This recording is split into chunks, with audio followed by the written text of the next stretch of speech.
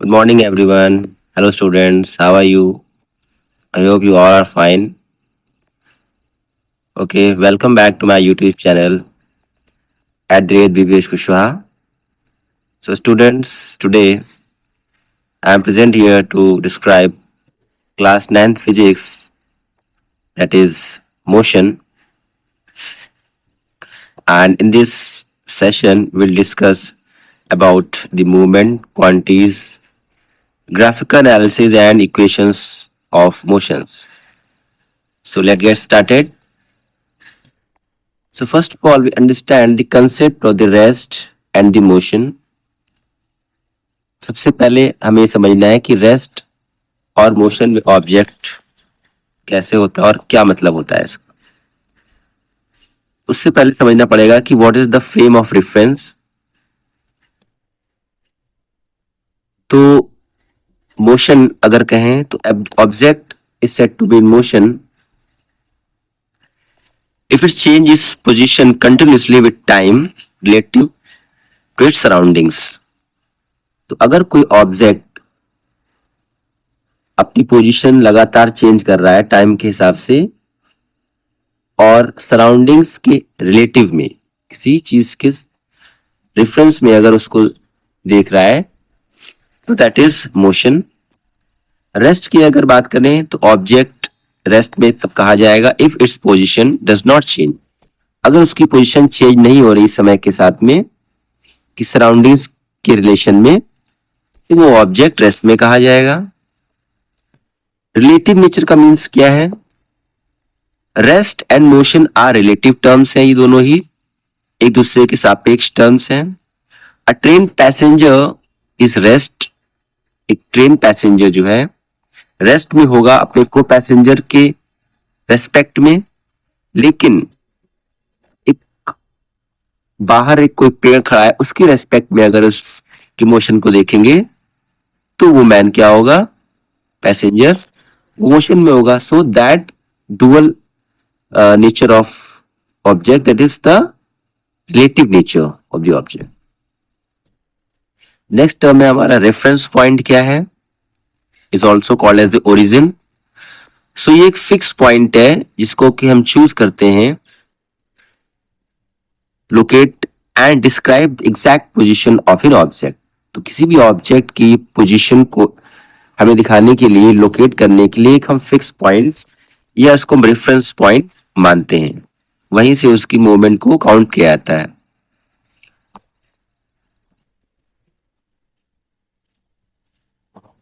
Now we discuss the difference between the distance and the displacement. तो distance और displacement क्या है, इनके बीच में क्या डिफरेंस है, we will understand in this session. So distance की बात करें, this is the total path length covered by a moving object regardless of a direction. तो कोई भी मूविंग ऑब्जेक्ट कितना टोटल रास्ते का लेंथ वो मेजर कवर कर रहा है डायरेक्शन को ना बताए हुए, तो that is the distance. And अब चूंकि डायरेक्शन नहीं है इसलिए this is a scalar quantity, means it has only magnitude. तो इसमें केवल मैग्नीट्यूड है और ये एक स्केलर क्वांटिटी है. तो ऐसी क्वांटिटीज जिसमें केवल magnitude, that is called as the scalar quantities. And इसकी वैल्यू की बात करें अगर तो ये हमेशा ही पॉजिटिव हो गई या जीरो होगी. It can never be negative. और डिस्टेंस कभी नेगेटिव नहीं हो सकती. पाथ डिपेंडेंस की बात करें तो डिपेंड करता है entirely on the actual path taken. तो कितना उसने एक्चुअल पाथ लिया है उसी पर डिपेंड होगा. और एसआई यूनिट की अगर हम बात करें तो डिस्टेंस की एसआई यूनिट मीटर है. इसको मीटर में रिप्रेजेंट किया जाता है स्मॉल एम से. Next is displacement. So what is displacement? This is the shortest straight line distance from initial to final position. तो जो डिस्टेंस है वो मेजर होती है हमारी शॉर्टेस्ट लाइन से, शॉर्टेस्ट डिस्टेंस से, जो कि इनिशियल पॉइंट और फाइनल पोजीशन को बिलाने वाली जो लाइन होगी, स्ट्रेट लाइन, उसको हम कहेंगे डिस्प्लेसमेंट। अब बिकॉज इसमें इनिशियल और फाइनल पोजीशन हमें दी है, डायरेक्शन हमको दिया है, so this would be A vector quantity, इसमें की मैग्नीट्यूड भी होगा और डायरेक्शन भी होगा। एंड वैल्यू की बात करें तो ये पॉजिटिव भी हो सकता है, डिस्प्लेसमेंट नेगेटिव भी हो सकता है, and also it can be zero, और ये जीरो भी हो सकता है। पाथ डिपेंडेंस की बात करेंगे अगर, सो this is independent of path, depends only on and points, और ये हमेशा एंड पॉइंट पर ही इनिशियल और फाइनल पोजीशन पर डिपेंड करता है। मीटर इसका ऐसा यूनिट भी इसका भी मीटर ही होगा, it's also measure in metre.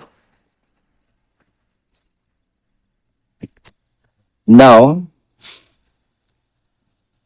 अब हम speed, velocity and average speed की बात करते हैं। ये सारे टर्म्स क्या है, इनका क्या मीनिंग है, so one by one we will understand. सबसे पहले बात करेंगे हम स्पीड की। तो स्पीड क्या है, this is the distance travelled पर यूनिट टाइम। एक यूनिट टाइम में एक ऑब्जेक्ट जितना डिस्टेंस ट्रेवल करता है वो उसकी स्पीड है।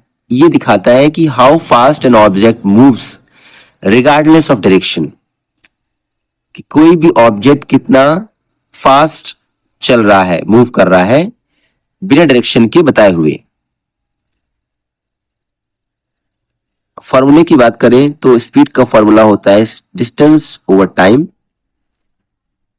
एंड यूनिट की बात करें तो because unit of distance is meter and unit of time is second, so the unit of speed would be meter per second, and this is a scalar quantity, क्यों, because it has no direction.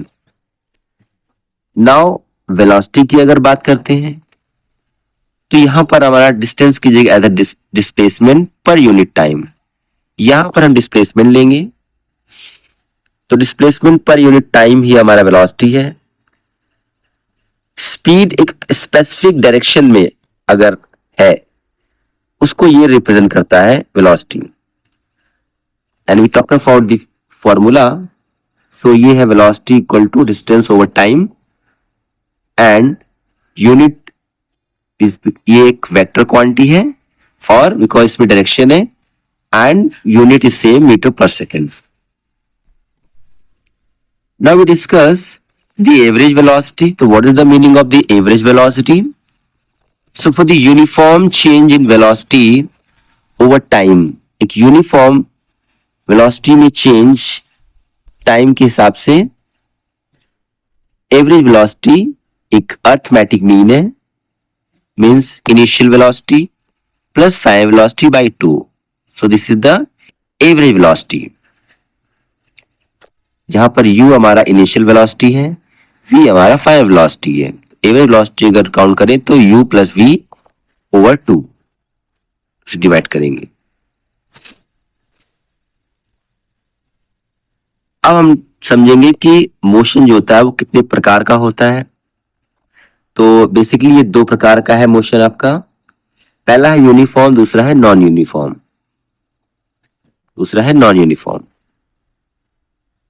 So uniform motion की अगर हम बात करें definition की, तो अगर कोई ऑब्जेक्ट कवर कर रहा है equal distance in equal interval of time, equal समय में इक्वल डिस्टेंस ट्रेवल कर रहा है कोई ऑब्जेक्ट, और ये जो है टाइम कितना कम या ज्यादा है उस पर डिपेंड नहीं है, टाइम कम से कम भी हो सकता है, ज्यादा भी हो सकता है। ऐसा मोशन जो होगा वो यूनिफॉर्म मोशन होगा।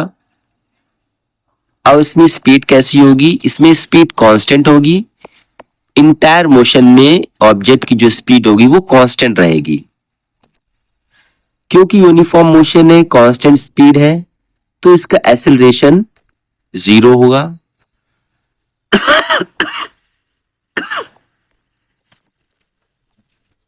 अब इस तरीके के मोशन के एग्जांपल की बात करें तो लाइट ट्रेवलिंग थ्रू वैक्यूम, जो लाइट ट्रेवल करती है वैक्यूम से एयर के थ्रू, वो आपका एग्जांपल यूनिफॉर्म मोशन का, हैंड्स ऑफ एक्यूरेट क्लॉक का जो हैंड है वो भी यूनिफॉर्म मोशन में है।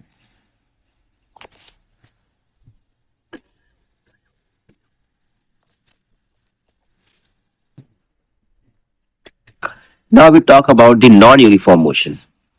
अब on other side, non-uniform motion, as name is suggesting, ये एक ऐसा मोशन है जब ऑब्जेक्ट अनइक्वल डिस्टेंस, अलग अलग दूरियां इन इक्वल इंटरवल ऑफ टाइम में ट्रेवल करता है या वाइस वर्सा।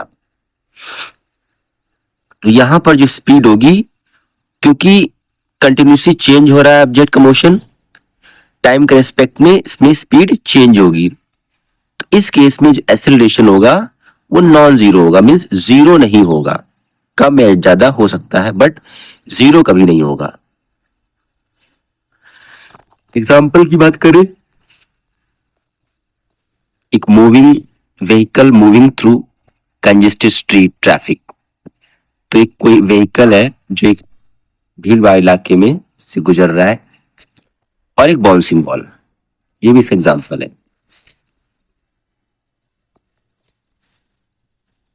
नाउ स्टूडेंट्स, अब हम समझेंगे एक्सेलरेशन क्या है। तो this is basically the rate of change of velocity is acceleration, और बिकॉज इसका एक डायरेक्शन है तो ये एक वेक्टर क्वांटिटी है, और रेट की बात करें वेलोसिटी चेंज है तो मीटर पर सेकंड स्क्वायर इसका एसआई यूनिट रहेगा। फॉर्मूले की बात करें तो v minus you over time, जहां पर v final velocity, u initial velocity, t time taken. So acceleration is defined as the rate at which velocity of an object change with respect to time. Positive acceleration का मतलब क्या होता है?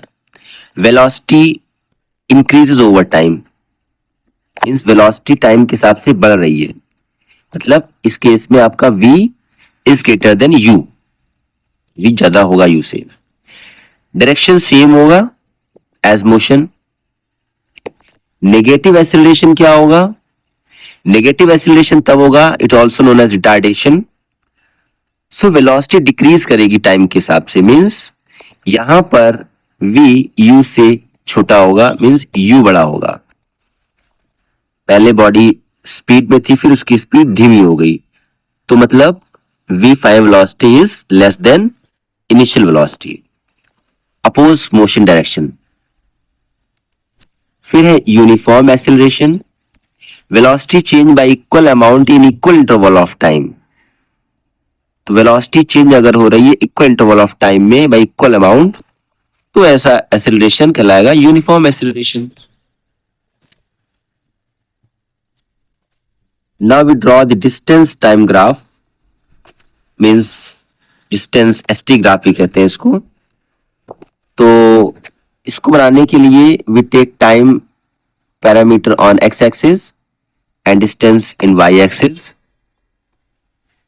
सो slope जो हमारा represent करेगा इसमें, distance time graph का जो स्लोप है, this is slope, and slope हमारी स्पीड को, ऑब्जेक्ट की जो स्पीड है उसको दिखाएगा। अगर स्ट्रेट स्लैंटेड लाइन है, स्ट्रेट स्लैंटेड लाइन है, means this is the line, represent uniform speed. इसमें जो स्पीड दिखा रहा है वो यूनिफॉर्म है, means constant rate of distance travelled है, इक्वल डिस्टेंस में equal of time, equal distance travel कर रहा है इक्वल टाइम में, तो स्ट्रेट यूनिफॉर्म है, यूनिफॉर्म स्पीड है। हॉरिजॉन्टल लाइन जो हमें दिख रही है, this is the horizontal line जो कि एक्स एक्सिस के पैरेलल है, this is X axis and this is Y axis. तो एक्स एक्सिस के पैरेलल जो लाइन है, हॉरिजॉन्टल लाइन, ये ऑब्जेक्ट कैसा है? रेस्ट में है, मींस की स्पीड जीरो है, स्पीड इज जीरो और ये रेस्ट में है, तो रेस्ट के लिए straight line parallel to x axis होती है। कर्व लाइन जो कि इसमें नहीं दिखा रहे हैं, ये एक नॉन यूनिफॉर्म इस तरह की कर्व लाइन होगी तो ये एक नॉन यूनिफॉर्म एसिलेटेड या डिसेलेटेड, या ये लाइन इस तरीके से भी हो सकती है। तो ये डी एसिलेटेड मोशन को दिखा रहा है, मीन्स यहां पर जो स्पीड है वो नॉन यूनिफॉर्म है, मीन्स यहां पर जीरो नहीं। So this is all about the ST graph. Now we discuss about the VT graph, means velocity time graph. तो you can see the graph. In x-axis we have taken time, in y-axis we have taken velocity parameter, and the slope represents, this slope is representing the acceleration. The gradient of velocity time graph equals the acceleration. तो इसका जो gradient होगा वो हमको velocity acceleration दिखाएगा। And area under curve, और ये जो कर्व हमें दिख रहा है इसके अंदर जो एरिया है ये this area measures the displacement. इससे डिस्प्लेसमेंट हम कैसे निकालेंगे? So the total area enclose between graph line and time axis and graph line के बीच का जो लाइन है gives magnitude of the distance और डिस्प्लेसमेंट। डिस्टेंस और डिस्प्लेसमेंट को हमें दिखाई देगा। जो हॉरिजॉन्टल लाइन है, दिस इज हॉरिजॉन्टल लाइन, यहां पर एक्सेलरेशन हमारा 0 है क्योंकि कांस्टेंट स्पीड है। स्ट्रेट अपवर्ड जो लाइन है, स्ट्रेट अपवर्ड लाइन हमारी यूनिफॉर्म एक्सेलरेशन को दिखाएगी।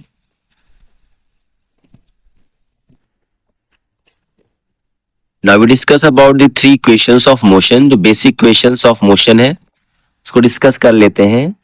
तो फर्स्ट जो वेलोसिटी टाइम रिलेशन को दिखाता है, फर्स्ट इक्वेशन है v equal to u plus at, where final velocity is v, initial velocity u है, एक्सेलरेशन a है और टाइम हमारा t है।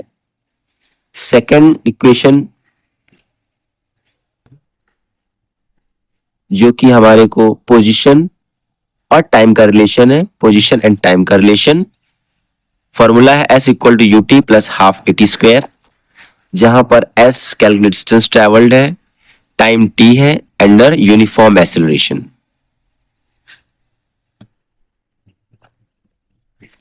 And third, this is the position velocity relation है, पोजीशन एंड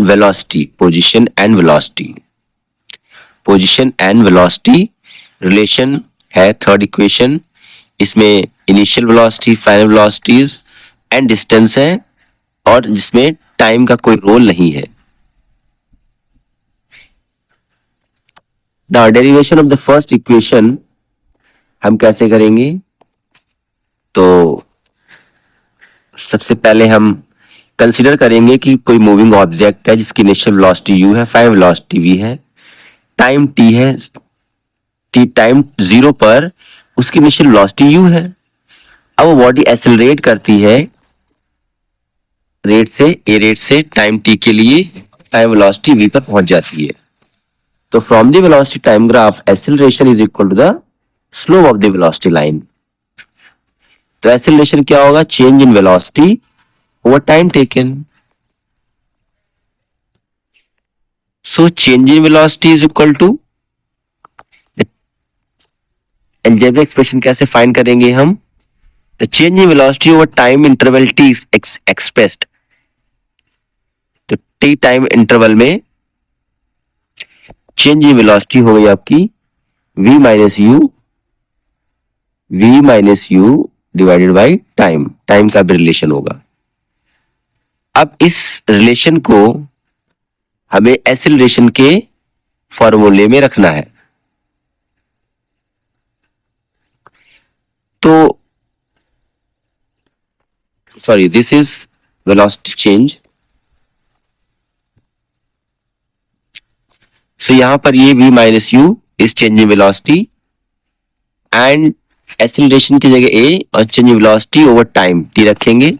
यहां से हमने टी को ट्रांसपोज किया है लेफ्ट हैंड साइड में, तो we got AT equal to U plus V minus U। And rearrange करेंगे टर्म्स को, the first equation of motion हमें मिल जाएगी, that is V is equal to U plus AT।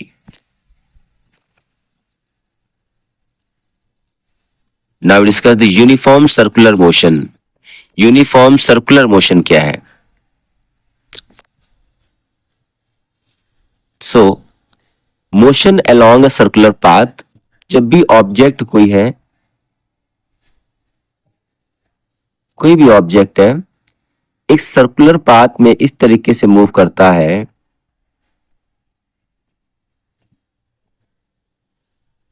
Constant speed से, मान लो v velocity से, तो इसका जो मोशन कहलाता है वो यूनिफॉर्म सर्कुलर मोशन कहलाता है।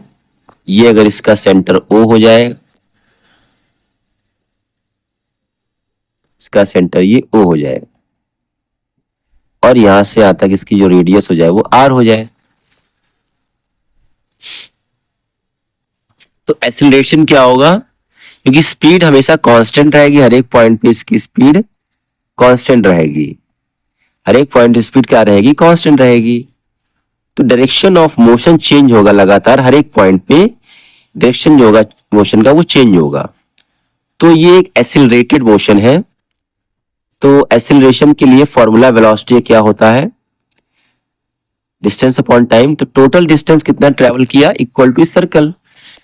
तो सर्कमफ्रेंस जो सर्कल का होता है उसका फॉर्मूला होता है 2 पाई इंटू आर, जहां पर R is this radius of the circle. तो एग्जांपल की बात करें यूनिफॉर्म सर्कुलर मोशन, तो motion of earth around the sun, artificial satellite जो कि ऑर्बिट में मूव करते हैं, या किसी क्लॉक हैंड की टिप, तो ये सारे ही एग्जांपल हमारे यूनिफॉर्म सर्कुलर मोशन हो सकते हैं।